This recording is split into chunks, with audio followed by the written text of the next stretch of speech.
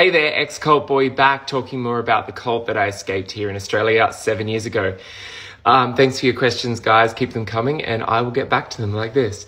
So, thanks, Meg, for this. Hey, Ben, do they teach any type of history that isn't biblical, like World War II, pyramids, or Indigenous folk?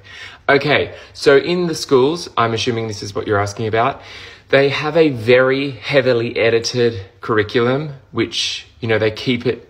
So yes, we learn about World War II, and it was very heavily indoctrinated into us because, or we learn about that a lot because it was like Christian teaching in the terms of like, and what you were taught is that the Jews, did suffer because of what they did to Jesus, basically.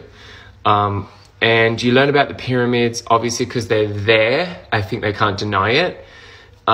Briefly, they talk about, I don't have much memory of them teaching much about the Indigenous cultures.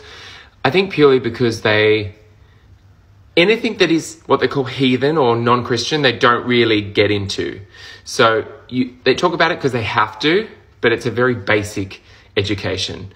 But see, I was really obsessed with ancient history, like the Egyptians and old world cultures, but I wasn't allowed to study that in high school in my latter years because of it would make you question Christianity or their teachings.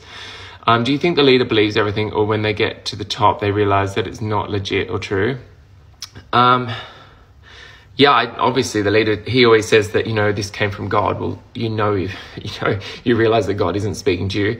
So no, I don't think he believes it at all, but he knows it suits him and serves his purpose. Like it's that power dynamic and the money, like he has a very luxurious lifestyle, so to speak. So I guess it serves his purpose. Sorry if this is too personal, but what was the hardest part when you left the cult?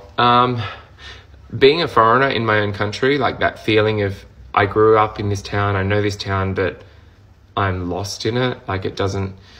It was a very hard transition on multiple levels, like from time, like I really didn't know what day of the week it was because I was so used to having church to guide me by that. Like every day of the week we had to go to church, and making new friends and learning to trust people, or even dating has been hard because I have had so much heartache. I find it extremely hard to put myself in a position where I'm vulnerable and exposed to that again.